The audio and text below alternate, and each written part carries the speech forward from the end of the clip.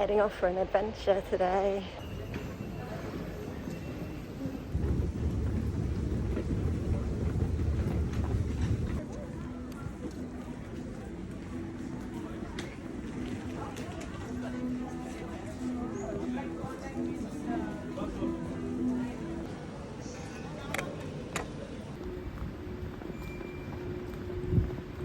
Today I have taken the day off work to treat myself to a solo hike in the countryside, which is something I've not really done much of in the area where I live. I'm taking a train outside of London, which is really cool. Whole carriage is empty, which is allowing me to record to the camera and not be too embarrassed. Yeah, when I was kind of envisaging this train ride, I was kind of hoping the train would be really quiet so that I could do this, and I did manage to find an empty carriage, so that is great.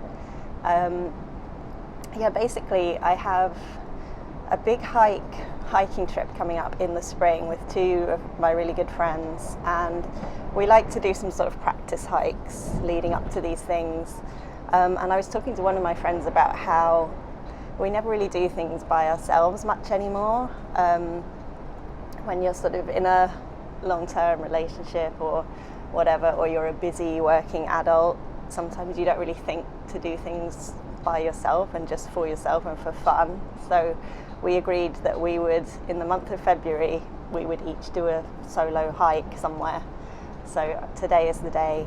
I'm really excited. I kind of go solo hiking when I visit my mum in Scotland, but I don't really think to do it at other times of the year. And any time that I have, occasionally I've done one sort of within London. I've usually tied it to another chore or a task that I'm doing that day, because I feel like I can justify it to myself. Like, I have to go into central London, so maybe I can walk there. And so I'm kind of only allowing myself to do it when there's another reason for it. So it is really fun to have this agreement with my friend that we're just going to do a hike on our own for fun. And yeah, I spent some time researching. The weather recently has been appalling. So I was a bit, worried that I wouldn't be able to do it this week, and I really wanted to. I've had a really sort of long, stressful week, so I was hoping for a nice day, and it's kind of come together at the last minute. So I'm really happy about that. Oh, can't really see me at all with the sun behind my head. Sorry about that. So yeah, I look forward to filming some of this outing and seeing how it feels to do a solo hike, not in Scotland for once. Welcome aboard the 9:54 London North Western Railway service to Tring.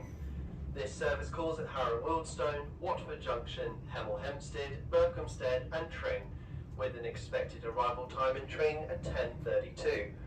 Passengers are reminded to keep their personal belongings with them at all times.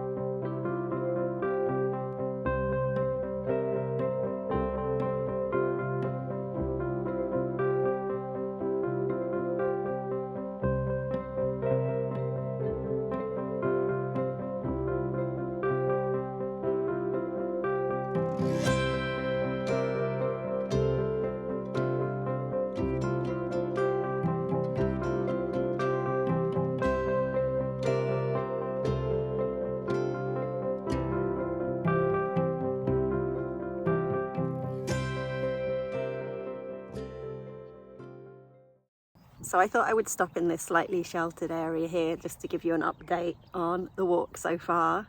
I came into Tring station. Tring is a little village, and the station is quite far outside the village, so I didn't really get to see the village itself. But one thing I did find out about it when I was researching this walk is that it's where the Haygates flour mill is based, and I buy flour from them all the time. So that was quite cool. In fact, I think I could see it from the ridge I'm walking along.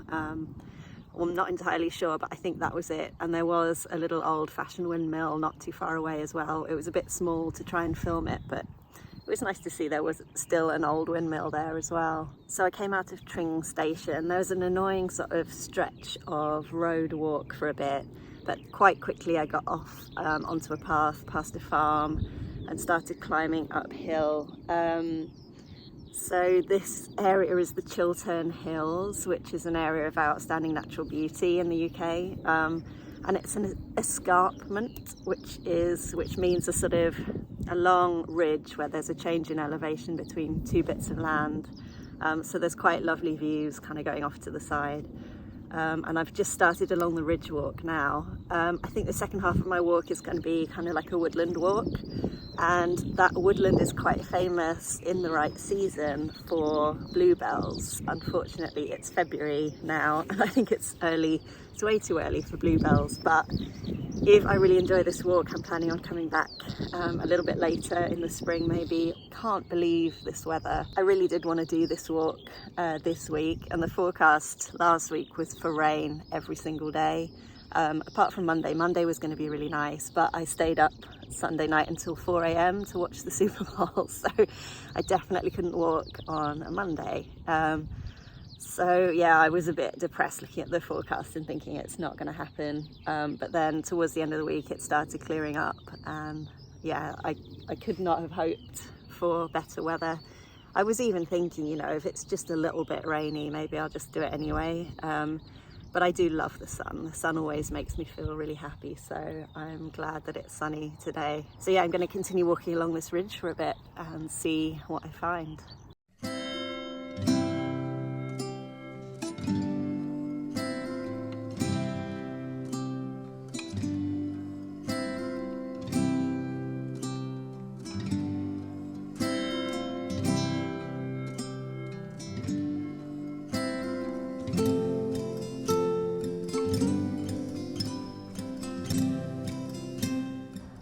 Two red kites hunting just on the other side of these gorse bushes here.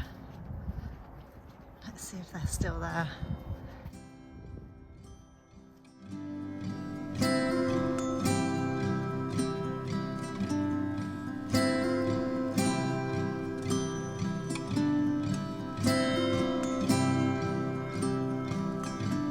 Just went slightly off track and pushed my way through a kind of bramble sheep path, but I found the path that's right ahead of me now.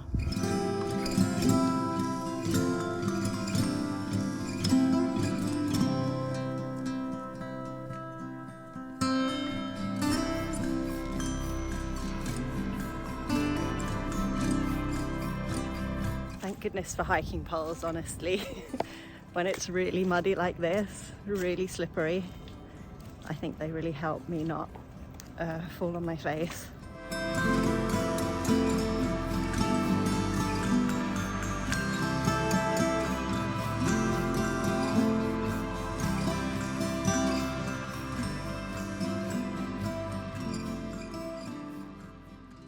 now walking through some farmland. The ridge portion of this route ended at Beacon, I think that's right. Which is a little peak at the end of sort of one corner of the ridge. It was quite beautiful, but there were loads of people up there and it was incredibly windy, so I didn't feel like I could film anything. And now I'm continuing towards what I think is the woodland portion of the route. It's been amazing for birds, this walk so far. I've seen loads of red kites really close up, a buzzard, another little small bird of prey, some kind of hawk or kestrel or something, and just fields full of skylarks. So I'm going to continue now and try and find somewhere to have some lunch. The clouds are very dramatic at the moment.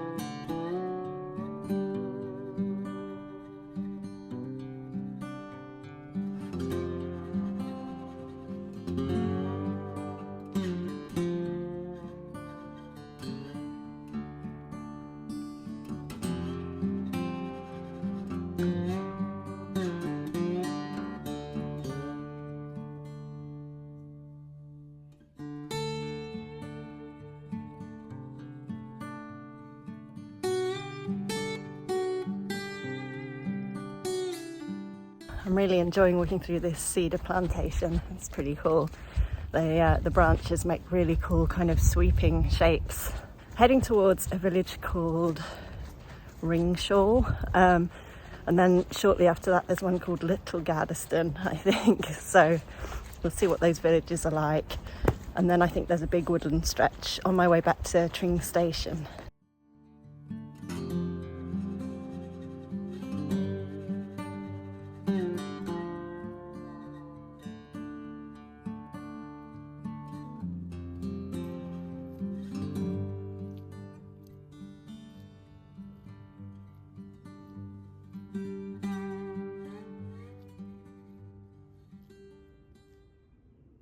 Oh my god, those steps were no joke. I'm just taking a tiny detour to look at this cool fallen tree over here.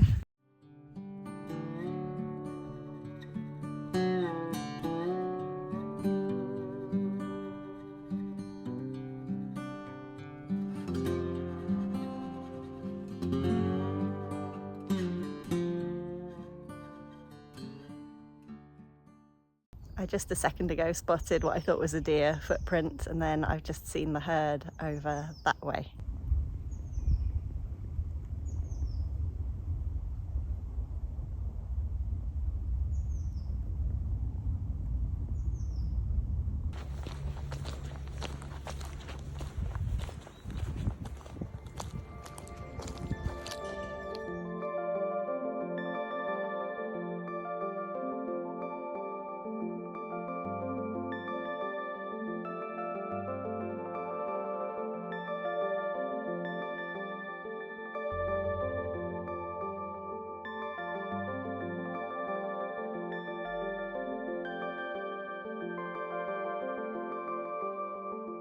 So those two little villages, it turns out my route is kind of skirting them rather than going into them, which is fine because I think towards the end of the route I go right through the middle of another village which is supposed to be one of those ridiculously kind of quaint little English villages.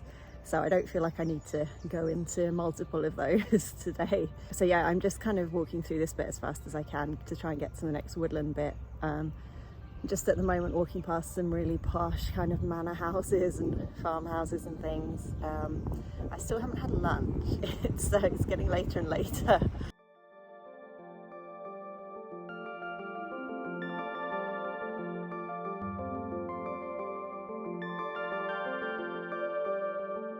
Okay, I found a bench. It's on a golf course. Not sure what those little steps are behind me. They lead to nothing. Is that a golf thing? I've never seen that before, but no one seems to be playing golf, so I'm just going to sit on this bench and have my lunch now.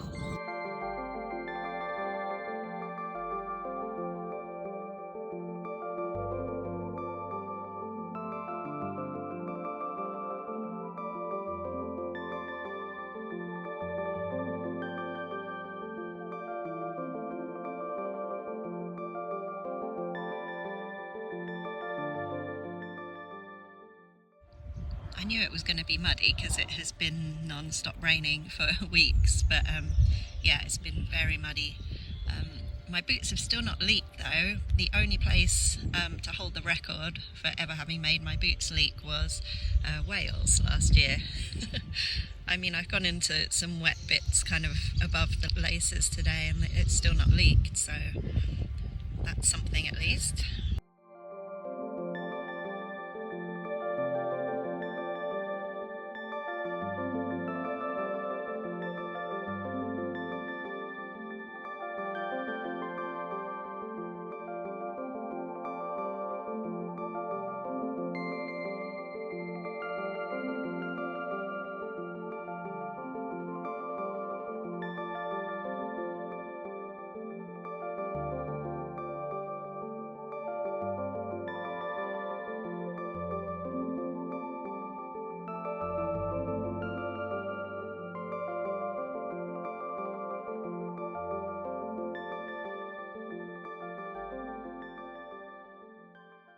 It's got quite cloudy now, but it's not actually raining, which is good. It looked like it might for a couple of minutes, but yeah, it hasn't.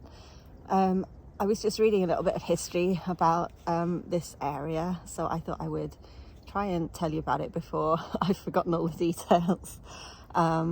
So the ridge that I walked a little part of earlier used to, I think I showed the little map that was on top of the beacon on that stone that showed that the ridge route used to run all the way from Norfolk to Dorset, I think, which is a massive distance, just along the tops of all these hills and ridges, and it was a sort of livestock droving route.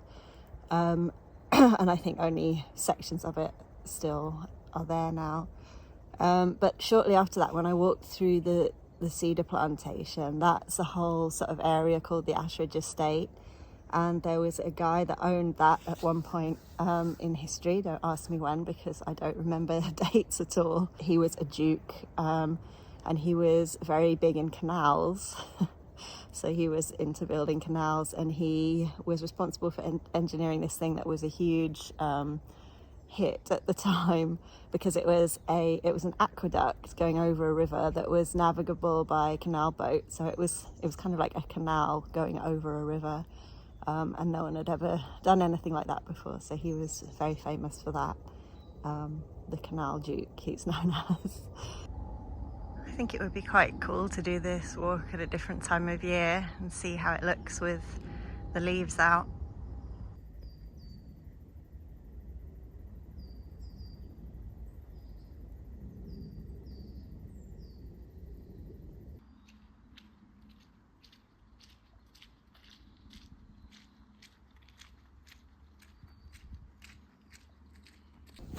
I think quite soon I'm going to emerge out of these woods, and then I'll be in Oldbury, which is the cute little village I was talking about earlier. So I've emerged from the woods, and I've learned that this whole area I've been walking through is all part of the Ashridge Estate, and this monument here is a monument to the work of that Canal Duke that I was talking about earlier.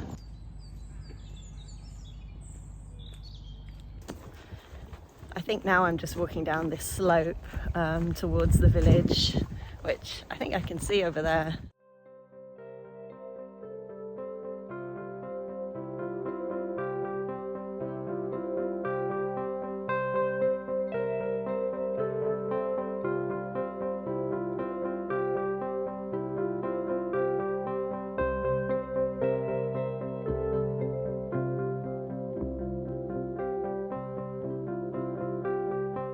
Some buzzards calling overhead at the moment. I don't know if you can hear them.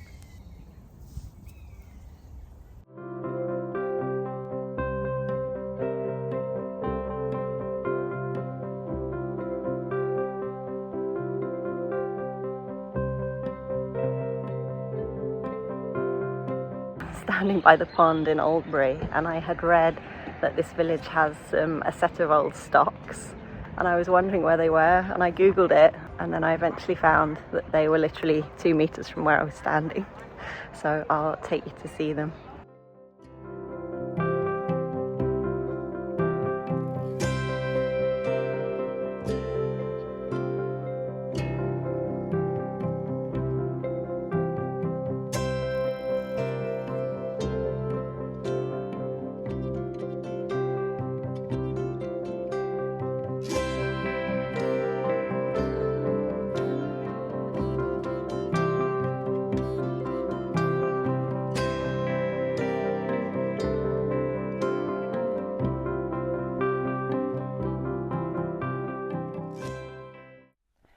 So it's now the day after my hike. The hike ended with another little bit of road walking, and when I got to Tring station, the train was right there and it was leaving in 5 minutes. So I just kind of ran for it, and I didn't really film a sort of conclusion to the walk. So I thought I would do that now that I'm back in the studio, back at work. Yeah, it was a really, really lovely walk. I ended up walking 11.5 miles, which was a mile further than I thought. Something that Katie and I learned in our Wales hiking videos that you may have seen from last year was that the Ordnance Survey app tends to underestimate distances by a fair bit.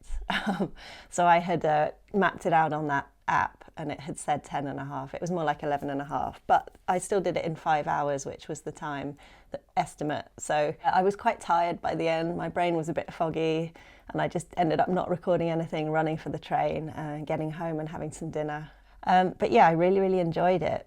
As I said at the start of the video, it's been ages since I went anywhere by myself, outside of my little walks in Scotland that I do. I think actually, I looked it up, the last time I went anywhere properly by myself was about 15 years ago, I think, when I went for a week's holiday in Cornwall by myself, which I absolutely loved. So it was really nice to do something like that again, although obviously it was just a few hours. In terms of the walk, what I do like about places like Scotland is that, and the Highlands particularly, is that you can have more of a sort of wilderness experience. Where I was, there were a lot of other walkers, there were a lot of families. But yeah, it was still really nice. I think anywhere in the outskirts of London, the surrounding areas of London, you're going to be hard pressed to find a sort of wilderness type experience out hiking. But it was still a really nice thing to do, and I plan to do lots more of it. I'm a sort of people pleaser, like I have tendencies towards codependence and that sort of thing.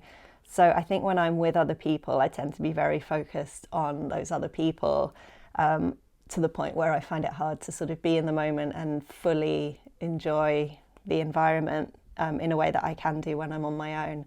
So I really enjoyed that on this walk, being able to just, you know, only worry about myself. I'm setting the pace. I'm not worried if I'm too fast or too slow for somebody else. I'm not worried about anyone's considerations apart from my own. So yeah, it was definitely nice to remind myself that that's a really positive benefit of doing sort of solo hikes.